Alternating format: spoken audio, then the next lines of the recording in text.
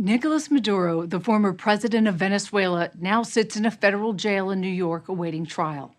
After a high-stakes raid, the White House touted Maduro's capture as a blow to narco-terrorists, who it says flooded U.S. streets with drugs.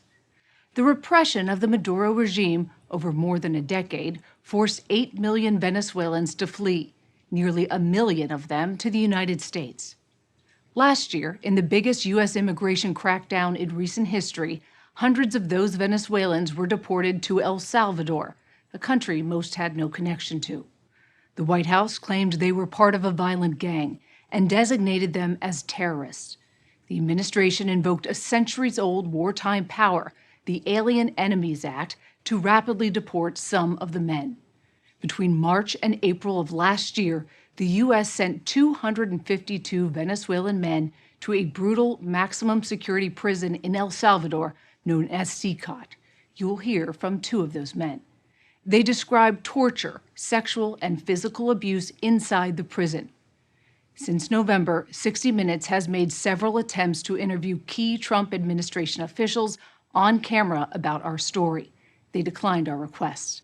Tonight, our report from inside CECOT. It began as soon as the planes landed. The deportees thought they were headed back to Venezuela, but then saw hundreds of Salvadoran police waiting for them on the tarmac. Shackled, they were paraded in front of cameras, pushed onto buses, and delivered to CECOT, El Salvador's notorious maximum security prison. En el momento en que llegamos, el director del CECOT. When we got there, the CECOT director was talking to us. Lo principal. The first thing he told us was that we would never see the light of day or night again. El día ni la de la noche. He said, "Welcome to hell. I'll make sure you never leave." Did you think you were going to die there? We thought we were already the living dead, honestly. We met Luis Munoz Pinto in Colombia.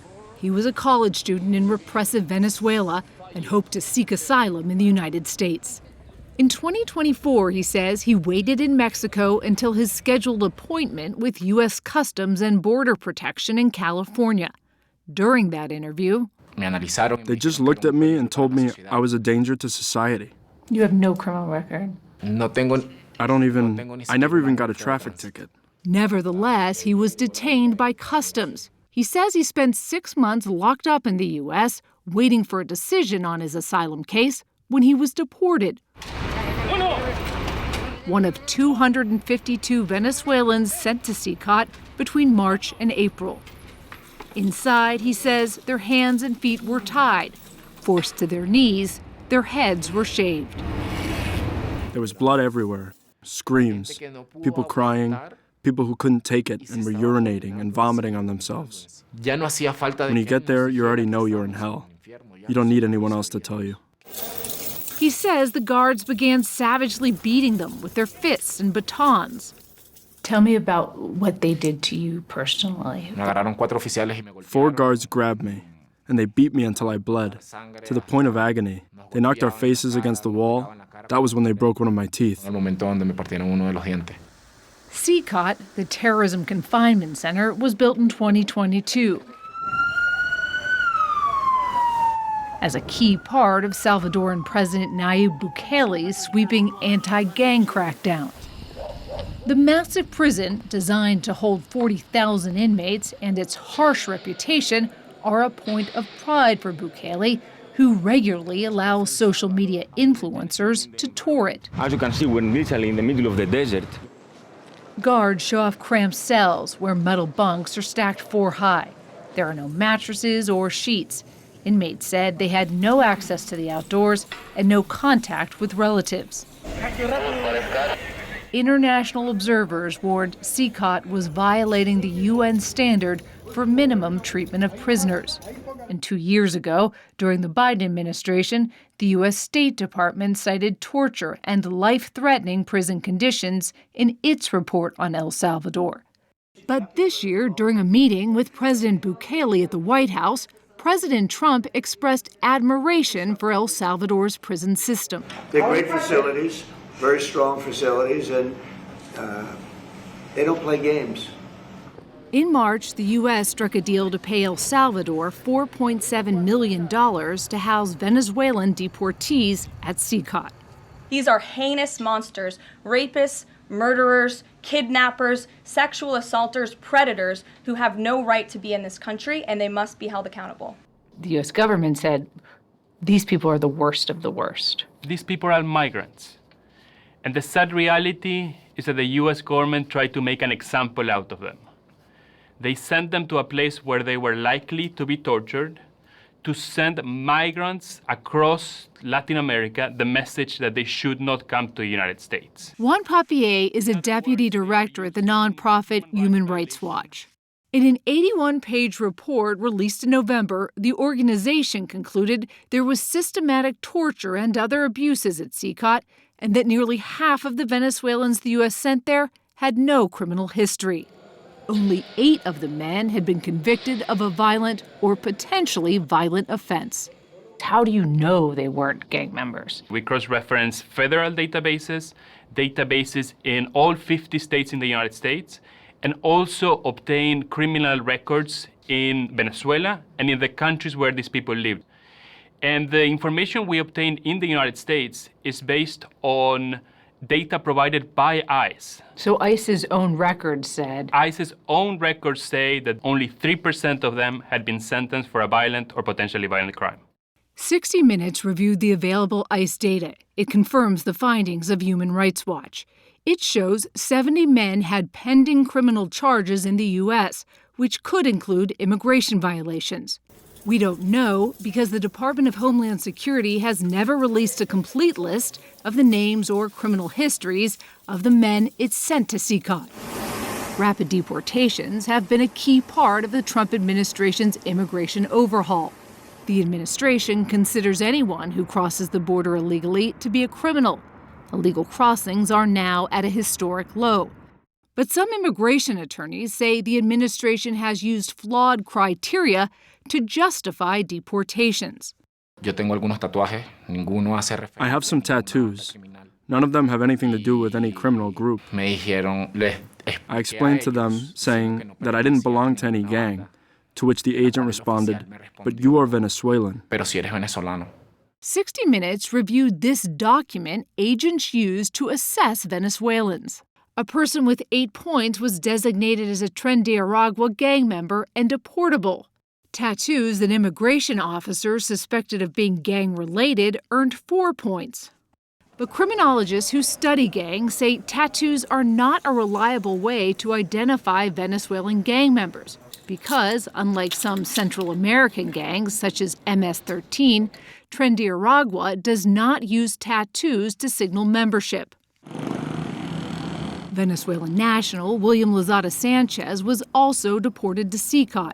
He told us the guards there also accuse Venezuelans with tattoos of being gang members. He detailed months of abuse and being forced into stress positions. So you had to be on your knees for 24 hours? Yes, because they put a guard there to watch us so that we wouldn't move. And what would happen if you couldn't make it? They'd take us to the island. What's the island? The island is a little room where there's no light, no ventilation, nothing. It's a cell for punishment where you can't see your hand in front of your face. After they locked us in, they came to beat us every half hour, and they pounded on the door with their sticks to traumatize us while we were in there. The torture was never ending. Interminables. They would take you there and beat you for hours and leave you locked in there for days. Some of the deportees described being sexually assaulted by the guards. They were hitting your private parts? Sí. With a baton? No. No, they tugged at them with their hands. And they did that to multiple people? A su mayoría. To most of us. The men say they grew weaker by the day. They claim the prison lights were left on 24 hours a day, making it difficult to sleep, and that food and medicine were often withheld. Did you have access to clean water? They never gave us access to clean water. The same water from our baths and toilets was the same water that we had to drink and survive on. If we had serious injuries, when the doctors examined us, they told us that drinking water would heal it. So they're telling the injured prisoners to drink water, and the water's filthy. Súper sucio. Super filthy. Mientras más mal nos veyeran, The sicker and more injured we were, the better it was for them. In late March, about 10 days after the first U.S. deportees arrived, Department of Homeland Security Secretary Kristi Noem toured the prison. Did they speak to anybody, any of the prisoners? nunca. Never. Not with any of the detainees. They never spoke to us. We only saw the cameras. At some point, Secretary Noem went to another area of the prison to record this video. First of all, I want to thank El Salvador and their president for their partnership with the United States of America to bring our terrorists here and to incarcerate them and have consequences. There were men standing behind her, heavily tattooed. Who are those men? Do we know? We know that those men in her video are not Venezuelans. They are Salvadorians, probably accused of being gang leaders, probably people who have been in jail for many, many years in El Salvador. Human Rights Watch was able to confirm that with the help of this intrepid team of students at UC Berkeley's Human Rights Center. All the visible men have either an MS on their chest or a 13 or an ES for El Salvador, and all those gangs are associated with El Salvador. Not the Venezuelans. Yeah. To help verify the deportee stories for Human Rights Watch, the team of students combed through open source data for weeks. Students are trained in advanced techniques and follow strict international standards for obtaining digital evidence that can be used in courts. Analyzing satellite imagery, they mapped the prison and identified the building where the Venezuelans were held. And remember all those influencers who filmed inside CECOT? One toured an isolation cell. These are the rooms of solitary confinement that matched the description of the so-called island where the deportees described being tortured. And they get absolutely nothing to use to sleep or to rest. Just pure concrete. A show and tell of the armory confirmed CECOT had the weapons the Venezuelans say guards used on them. What we did see in these videos was the use of the T-batons on prisoners. Additionally, we also saw the use of painful body positions. They were showing that off in the videos. And they do that. It's sort of a practice. But it was this interview with the prison warden that proved to be most helpful. The light system is 24 hours a day. One of the questions that we had was, are the lights on 24/7? He said, yes, they are. So he's talking about how hot it can get in the prison. So there's this sort of pride around the poor conditions and around the suffering. Using extreme temperatures or light to disorient inmates is also prohibited under UN standards. I think one of the things that the work of this team has really shown is that a lot of these stories can be believed. Alexa Koenig is the director of Berkeley's Investigations Lab, which trains students to research war crimes and human rights violations. And it's those little details that I think then, if you can bring that together with the physical evidence, I think you have the strongest possible case for accountability, whether it's a court of public opinion or at some point in a court of law. The Department of Homeland Security declined our request for an interview and referred all questions about CECOT to El Salvador. The government there did not respond to our request. In July, after 4 months, the 252 Venezuelan men were finally released from CECOT and sent back to Caracas in exchange for 10 Americans that had been imprisoned in Venezuela. The Trump administration has arranged more deals, some valued at millions of dollars, to offload U.S. deportees to other so-called third countries, nations to which they have no connection. Among them, war-torn South Sudan and Uganda, which have well-documented histories of torturing prisoners. 60 Minutes has repeatedly asked the Department of Homeland Security for the complete records and criminal backgrounds of all 252 Venezuelan men the U.S. sent to CECOT. It would not provide them. This past week, DHS told us we are confident in our law enforcement's intelligence, and we aren't going to share intelligence reports and undermine national security every time a gang member denies he is one. That would be insane. Because of this, we relied on the ICE data that is available for our reporting. Of the 252 men, that data shows that 33 had been convicted of a crime in the U.S., again, 8 of them for violent or potentially violent crimes. Another 70 had pending charges, but we don't know the nature of those charges because DHS refuses to share that information. Neither of the 2 detainees in our story has been convicted of any crimes in the U.S. 9 days ago, DHS sent 60 Minutes a photo of William Lozada Sanchez's left arm with this swastika tattoo. When we interviewed Lozada in November, this is what his arm looked like. He told us he got the offensive tattoo at 15 and didn't know what it meant. He claims he regretted it and had it changed just before the U.S. sent him to CECOT. 5 gang experts told us that swastikas and 666, another tattoo on Lozada's arm, have no connection to the violent Venezuelan gang Trendiaragua. In a statement to 60 Minutes, the White House said, President Trump is committed to keeping his promises to the American people by removing dangerous criminal and terrorist illegal aliens.